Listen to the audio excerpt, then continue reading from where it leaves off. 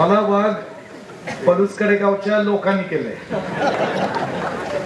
आणि जंगलातला एक नियम असा असतो, आता तुम्ही घोषणा दिल्या म्हणून फक्त सांगतो की जिथं वाघ असतो तिथं भाजपचे बिबटे येत नसतात.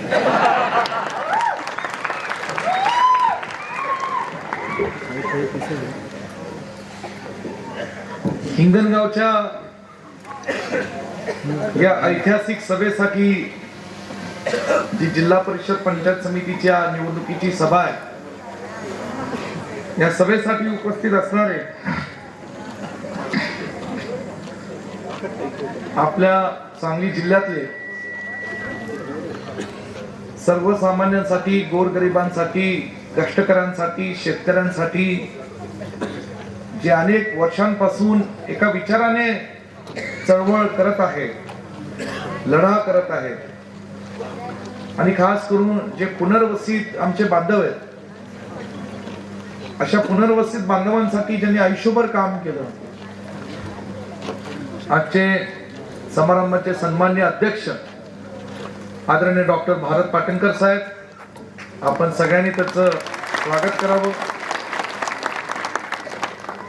इथे उपस्थित असणारे कडेगाव तालुक्याचे नेते आणि सागरेश्वर सहकारी सूतगिरणीचे चेअरमन, माझे बंधू, सोनीरा सहकारी साखर कारखान्याचे संचालक सन्मान्य शांताराम बापू कदम, कडेपूरचे आमचे ज्येष्ठ मार्गदर्शक आदरणीय बाळकृष्ण आप्पा, जिल्हा काँग्रेस कमिटीचे माजी अध्यक्ष ज्येष्ठ नेते आदरणीय भीमराव नाना, सागरेश्वर सहकारी सूतगिरणीचे माजी चेअरमन आणि तालुक्याचे ज्येष्ठ नेते मार्गदर्शक सन्मान्य मदने काका, इथे उपस्थित असणारे पुणे महानगरपालिकेचे काँग्रेस पक्षाचे गटनेते नगरसेवक चंदूशेठ कदम, राष्ट्रवादी काँग्रेस पक्षाचे आमचे तालुक्याचे अध्यक्ष आणि माझे बंधू कडेपूरचे सन्मान्य जयदीप काका, व्यासपीठावर बसलेले आता सर्व मान्यवर, मी सगळ्यांचं,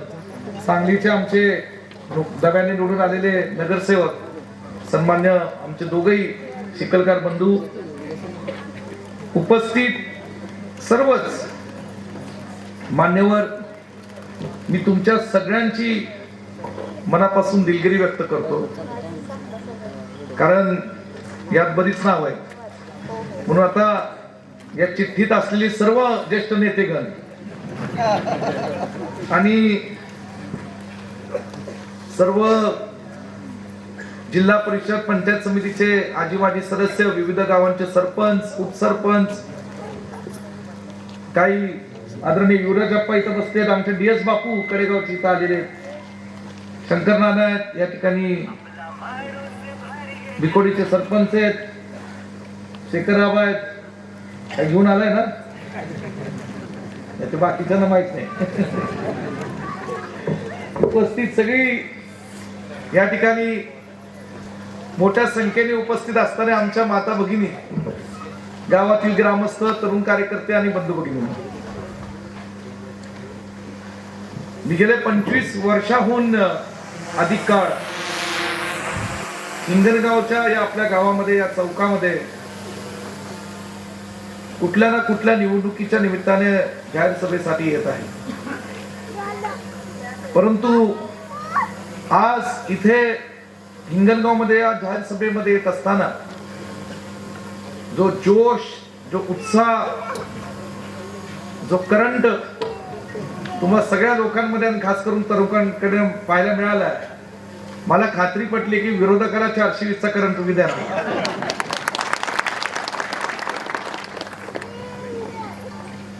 असा उत्साह खरं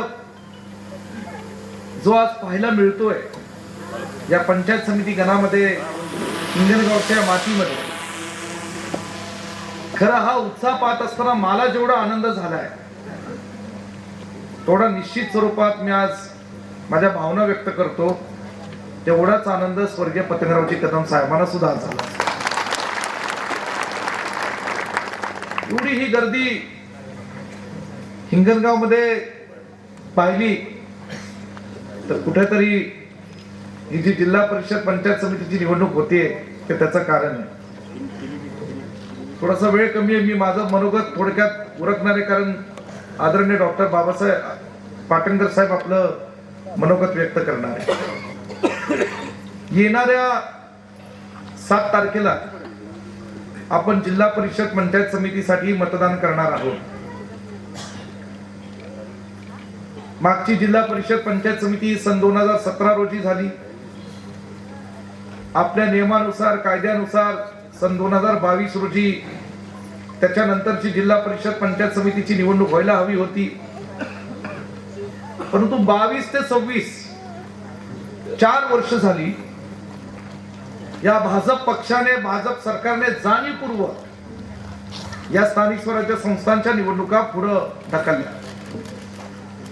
ते कशासाठी ढकलल्या, कुणासाठी ढकलल्या?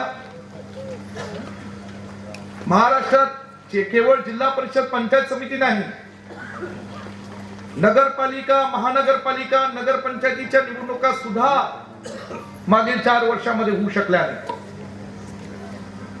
कारण भाजपला या स्थानिक स्वराज्य संस्थांच्या निवडणुका घ्यायच्या नव्हत्या.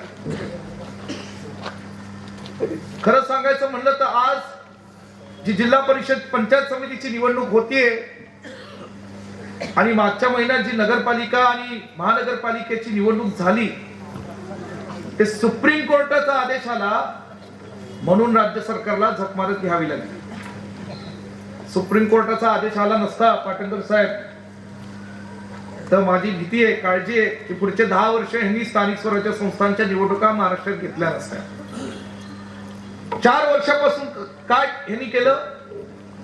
त्या प्रत्येक स्थानिक स्वराज्य संस्थेमध्ये अधिकारी नेमले आणि त्या अधिकाऱ्यांना प्रशासक म्हणून सगळी जबाबदारी देऊन टाकली. अधिकारी कुणाचा ऐकायचा? राज्य सरकारचा. तिथे जनतेचा आवाज होता का? कसा असेल? माणसं निवडून गेलीच नव्हती म्हणून लोकांचा आणि जनतेचा आवाज त्या सभागृहात नव्हता. हे अधिकारी फक्त भाजप सरकारचं ऐकायचे आणि कामकाज चालू ठेवायचे.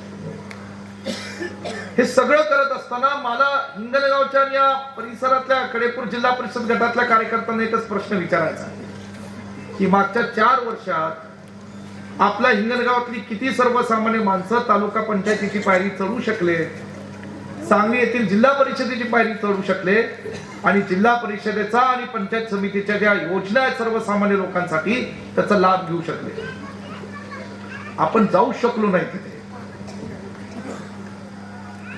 भाजपचा दुसरा एक विषय, मुळात भाजप पक्षाला निवडून आलेली माणसं आवडत नाही असं माझं मत आहे. जी जनतेतनं निवडून येतात, जी लोकांमधनं निवडून येतात, ती त्यांना मुळातच आवडत नाही. का? कारण जेव्हा एखादा माणूस जनतेतनं निवडून येतो तो लोकांचे प्रश्न मांडतो आणि तो लोकांचा आवाज उठवतो आणि लोकांचा आवाज ऐकण्याची मानसिकता भाजपमध्ये आता राहिली नाही. लोकांचा आवाज दाबण्याचं काम हे भाजप पक्षाने गेल्या अनेक वर्षांपासून केलेलं आहे. परंतु आता ज्या लोकशाहीसाठी काँग्रेस पक्षाने गेले अनेक वर्ष या देशामध्ये स्वातंत्र्य लढ्यापासून काम केलं, त्या लोकशाहीच्या माध्यमातून आता आपल्या सर्वसामान्य मतदारांना जो अधिकार आहे मतदानाचा, त्या मतदानाच्या माध्यमातून येत्या 7 तारखेला आपल्याला पंचायत समिती सदस्य आणि जिल्हा परिषद सदस्य निवडून द्यायचं. जे काही संपूर्ण भाजप सरकारने महाराष्ट्राला वेठीस धरण्याचं काम केलं त्याचं आता या ठिकाणी उत्तर द्यायचं. आणि म्हणून हा मतदारसंघ आणि ही निवडणूक ही फार वेगळी, ही विचाराची निवडणूक. हा मतदारसंघ हा पुरोगामी विचाराचा आहे. स्वर्गीय पतंगरावजी कदम साहेबांनी 1980च्या दशकापासून काँग्रेस पक्षाचे नेते स्वर्गीय यशवंतराव चव्हाण असतील, स्वर्गीय यशवंतराव मोहिते भाऊ असतील, स्वर्गीय वसंतदादा असतील, या सगळ्यांच्या विचाराने या मतदारसंघात पदार्पण केलं. आणि स्वर्गीय यशवंतराव चव्हाण जे आपल्या कडेगाव तालुक्याच्या देवरष्ट गावाचे सुपुत्र होते, त्यांचे फार चांगले संबंध होते. ते यशवंतराव चव्हाण साहेबांनी एकदा कदम साहेबांना सांगितलं की पतंगरावजी, माझ्याकडे महाराष्ट्राची जबाबदारी होती, माझ्याकडे हिंदुस्थानाची जबाबदारी होती, पण मनामध्ये कुठेतरी खंत आहे की सोनेरा खोरा असेल, कडेगाव तालुका असेल, ह्याचा दुष्काळाचा प्रश्न मी मिटवू शकलो नाही. साहेबांनी ते मनामध्ये ठेवलं होतं की हे जे यशवंतराव चव्हाण साहेबांचे शब्द आहेत त्यातनं आपल्याला ह्या कडेगाव तालुक्यातला दुष्काळाचा प्रश्न मिटवायचा. 1985 ला साहेब आमदार झाले. 85 ते 90 सभागृहामध्ये विधानसभेत प्रत्येक अधिवेशनात ह्या दुष्काळाचा ताकारी टेंबूचा विषय पतंगरावजी कदम साहेब मांडत होते. 91 ला पुन्हा तुम्ही निवडून दिलं. साहेब शिक्षण मंत्री झाले. काय त्यांच्याकडे पाटबंधारे खातं होतं आणि त्या खात्यातून खऱ्या अर्थाने ताकारी टेंबूची मूर्तरेड पतंगरावजी कदम साहेबांनी रोवली आणि त्याला निधी उपलब्ध करून दिला. 99 सालापासून परत पतंगरावजी कदम साहेब तुमच्या आशीर्वादाने राज्याचे मंत्री झाले आणि सातत्याने प्रत्येक कॅबिनेटच्या बैठकीमध्ये प्रत्येक विधानसभेत बजेटमध्ये आपल्या ताकारी टेंबूच्या योजना या ठिकाणी निधी आणून दिला. स्वर्गीय विलासराव देशमुख साहेब एकदा मला म्हणाले की आमच्या कॅबिनेटच्या मंत्रिमंडळामध्ये एक विनोद असायचा की पतंगरावजी कदम साहेब जर कॅबिनेटमध्ये बोलले की त्याच्या संपूर्ण बोलण्यामध्ये एकदा ना एकदा ताकारी टेंबूच्या पैशाचा विषय निघणार आहे. एवढं साहेबांचा जीव हा दुष्काळाचा प्रश्न मिटवण्याकरता या ठिकाणी सातत्याने साहेबांचा प्रयत्न होता. हजारो कोटीचं बजेट असणारा हा ताकारी टेंबू योजना ह्याला जर निधी द्यायचा असेल तर ह्याला 15-20 वर्षाचं एक आमदारकी एक मंत्रीपदाचा दबदबा सरकारमध्ये असावा लागतो. ते पुन्हा 2 वर्षांनी आमदारकी मोजवल्याचं काम नाही. ते कुणाचं काम नाही. ते गेले 25 वर्ष मतदारसंघात विरोधकांनी ते टिमटम वाचवलं आणि लोकांची दिशाभूल केली. पण जनतेला माहिती आहे की खरं दिवस रात्र तालुक्यामध्ये ताकारी टेंबूचं पाणी कुणी आणलं. दुसरीकडे दादा दिवस रात्र काम करत होते. सोनीला सहकारी साखर कारखान्याची उभारणी केली. आज मला अभिमान आहे दादांनी जो कारखाना कष्टाने उभा केला तिथं मी शांताराम बापू या व्यासपीठावरची काही मंडळी आम्ही संचालक म्हणून काम करतो. पाटणकर साहेब या सांगली जिल्ह्यातला सहकारी तत्वावर काम करणारा कारखाना ज्यांनी पहिला 3500 रुपये दर केला तो डॉक्टर पतंगराव कदम सोनीला सहकारी आमच्या पाठीमागे सगळ्यांनी केला. पण इथं अडचण काय जाहीर करणं वेगळं देणं वेगळं. बरोबर की नाही. या तालुक्यात आमची काही मंडळी ती जाहीर करतात आणि देतच नाही. किती देतात त्यांचं त्यांना माहित आणि बिचारी आमची काही माणसं बोलत नाही कारण त्यांचा सातबार अडकलाय. बरोबर की नाही. हे असं चाललंय साहेब. 20 वर्ष झालं पाटणकर साहेब हे चालू आहे. आज ही परिस्थिती विचाराची लढाई आहे आणि म्हणून आपल्या सर्वांना माहिती आहे की साहेबांनी आयुष्यभर जे गरिबीत सर्वसामान्य शेतकरी कुटुंबात भारतीय विद्यापीठाची उभारणी केली. आज जवळजवळ 8-9 हजार कुटुंब त्या ठिकाणी त्या संस्थेच्या माध्यमातून चालू आहे. पण मूळ शिक्षण हेतू होता बहुजन समाजातली गोरगरिबांची शेतकरी कुटुंबात जन्माला आलेली मुलं शिकली पाहिजे ह्याच्यासाठी शिक्षण संस्था वाढवली. हे सगळं काम केलं. सहकार्याचं उद्योग निर्माण केलं. परंतु जेव्हा दुष्काळ होता तेव्हा सुद्धा लोकांना पैसे आले. जेव्हा पूर होता तेव्हा सुद्धा लोकांना पैसे आले. आणि जेव्हा तुम्ही मला आमदार म्हणून काम करण्याची संधी दिली, जेव्हा मागच्या 5 वर्षात करोनाचा कालावधी होता, डॉक्टर पतंगराव कदम सोनीरा सहकारी साखर कारखान्याने सॅनिटायझर केले आणि प्रत्येकाच्या घरी वाटले की नाही. त्याच्या पलीकडे कॉल टाकला आम्ही. कोरोनाच्या कालावधीत प्रत्येकाच्या घरी आयुर्वेदिक औषधं दिली. परंतु मला खंत एवढीच वाटते की या हिंगणगाव आणि कडेपूर जिल्हा परिषद गटातील कार्यकर्ते आणि लोक जेव्हा ही भाजपचे नेते कार्यकर्ते तुमच्याकडे इलेक्शन टू इलेक्शन मतं मागायला येतात तेव्हा ही सगळी मंडळी कुठे होती. दुष्काळात, पुरात, करोनाच्या काळात दिसली का तुम्हाला? कुठेही नव्हती. आणि म्हणून इतिहास त्याला साक्ष आहे की या पलूस कडेगावच्या मातीमध्ये जेव्हा जेव्हा संकट येतं त्या संकटाच्या काळात जरा लोकांबरोबर कोण उभा राहत असेल तर ते पतंगरावजी कदम साहेबांच्या विचाराचे कार्यकर्ते आणि काँग्रेस पक्षाचे कार्यकर्ते उभे राहतात. हे इतिहास त्याला साक्ष आहे. हे सगळं घडतंय. आणि दुसरीकडे महाराष्ट्रात काय चालू आहे बघा. महायुती 3 पक्षांची महायुती. भाजप उजवीकडे एकनाथ शिंदेची शिवसेना, डावीकडे अजितदादांची राष्ट्रवादी. अजितदादा दुर्दैवाने आपल्यातनं गेले. कणखर शब्द पाळणारे नेते म्हणून त्यांची ओळख होती. अंत्यविधीला मी उपस्थित राहिलो, आपल्या मतदारसंघाच्या वतीने आदरांजली वाहिली.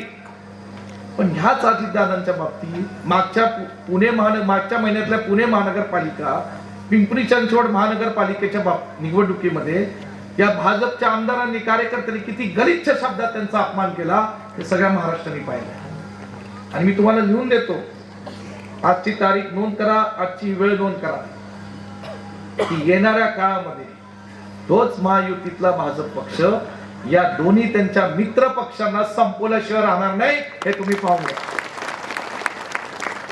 आणि जेव्हा त्यांना संपवेल त्या महाराष्ट्रामध्ये सर्वसामान्य लोकांच्या संरक्षणासाठी, माता भगिनींच्या संरक्षणासाठी, शेतकऱ्यांच्या संरक्षणासाठी छत्रपती शिवराय फुले शाहू आंबेडकरांच्या विचाराने जो लोकांचं संरक्षण करणारा, भाजपला लढणारा पक्ष असेल तो फक्त काँग्रेस पक्ष असेल, हे आपण लक्षात ठेवलं पाहिजे. म्हणून ही विचाराची लढाई आहे. पतंगरावजी कदम साहेबांचा हा मतदारसंघ हे मागच्या 2 महिन्यापूर्वी आम्ही सिद्ध केलं.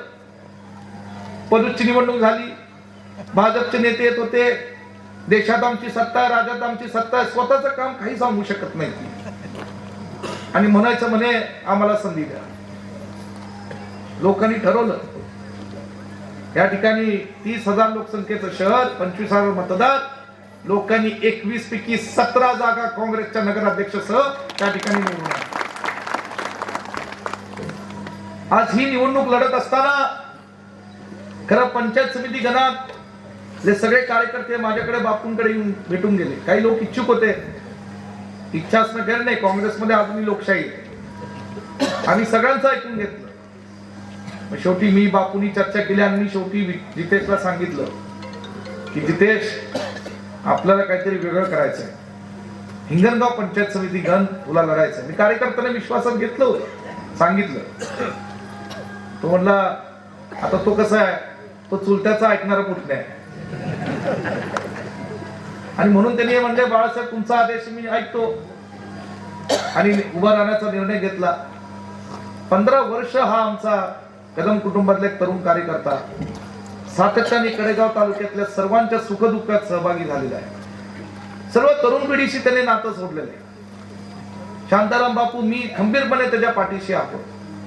हे करत असताना कुणीतरी सांगितलं, बाळासाहेब तुम्ही हिंगणगाव मध्ये पाठवताय, म्हणजे हिंगणगाव मध्ये कारगिल हो, असं एकाने सांगितलं. असं माझं मत नाही, एका कार्यकर्त्याने सांगितलं. म्हणजे कारगिल म्हणजे काय? अरे म्हणजे ठीक आहे ना, युद्धामध्ये सैन्य जरी पाठवला तरी सर्वात ताकदीचा सेनापती सुद्धा पाठवायचा असतो, आणि मी हा आमच्या ताकदीचा सेनापती या ठिकाणी तुमच्या सेवेसाठी पाठवलेला आहे. आणि मला खात्री आहे तुम्ही त्याला पदरात घ्याल, आशीर्वाद द्या.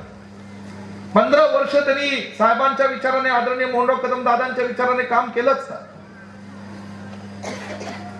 आज या पंचायत समिती गणामध्ये साहेब, काही लोक म्हणतात थोडं वेगळं वातावरण आहे. कसलं वेगळं वातावरण? काही नाही, कुणीही कसली काळजी करू नका, आम्ही त्याला समर्थ आहे. आणि जितेश कदमांना काय इथे ही निवडणूक पदासाठी तो उभा राहिलेला नाही. त्याला कुठलंही पद त्याच्या आयुष्यामध्ये न करता त्याचा चुलता समर्थ आहे. कुठलंही पद, ही निवडणूक तो लढतोय ती तुमच्या सेवेसाठी लढतोय, लक्षात ठेवा, पदासाठी नाही.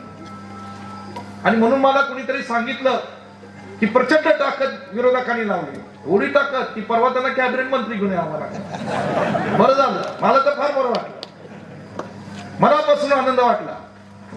माणूस घाबरलं की काय काय करतो, त्यातलं उत्तम उदाहरण परवाचं आहे.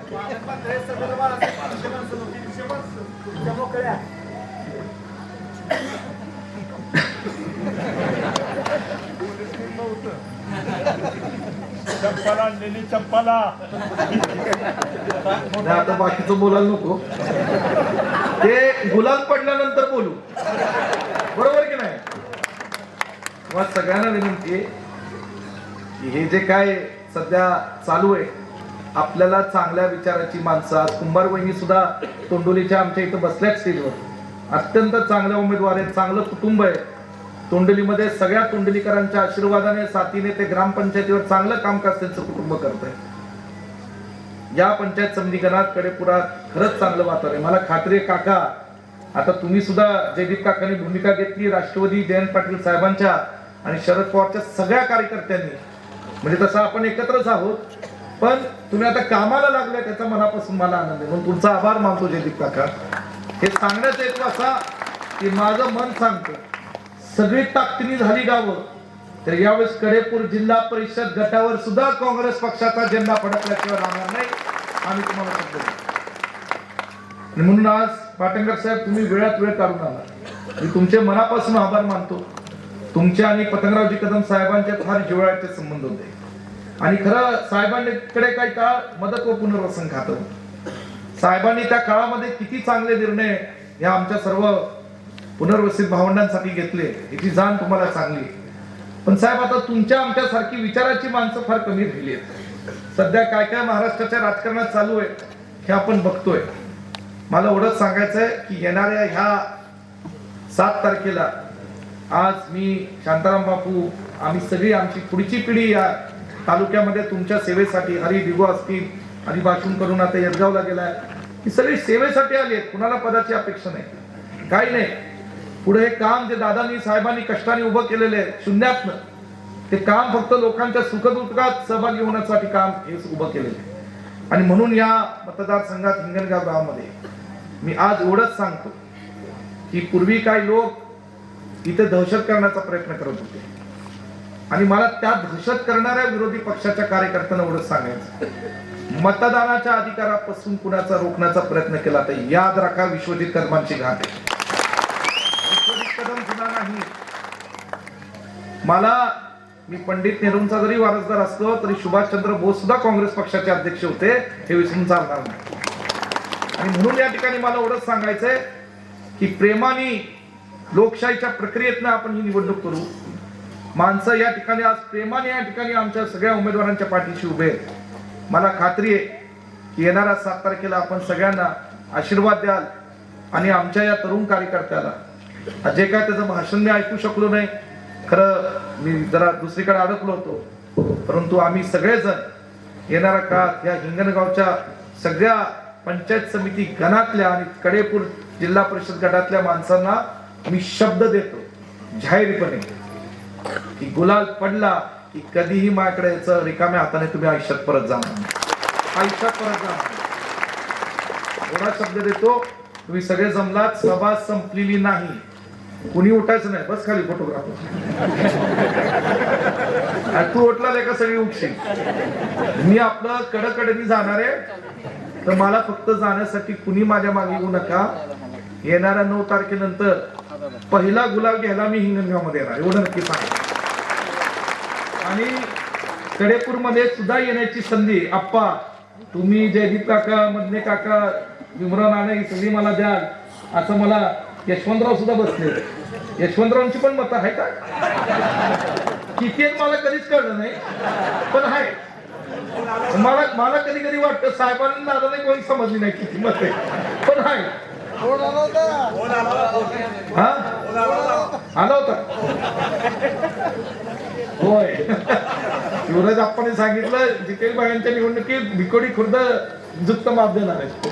पण आमच्या सगळ्या भगिनींचा मी आभार मानतो. पाटणकर साहेब तुमची क्षमा मागतो, मी तुम्हाला या 2-3 दिवसात भेटायला येईल. रोज रात्री 3ला झोपतोय, पहाटे 7ला उठतोय, असे 2 महिने माझे गेले. म्हणून फक्त आता मला यदगावची सभा आहे ती महत्वाची, तेवढी जाण्यास मला परवानगी द्यावी. आणि या ठिकाणी आपण सगळे आलात, सांगलीचे पुण्याचे नगरसेवक आले त्याबद्दल हो. आणि कृपया करून कुणी उठू नये, माझी विनंती आहे. आज पाटणकर साहेब महाराष्ट्रातले एक ज्येष्ठ व्यक्तिमत्व आहेत, थोडक्यात ते त्यांचं मनोगत व्यक्त करतील, पण सगळ्यांनी त्यांचं मनोगत ऐकावं. माझ्यानंतर तेच बोलणार आहेत, थोडं मनोगत ऐकून आपण ही सभा संपवूया. धन्यवाद. जय हिंद, जय महाराष्ट्र. धन्यवाद.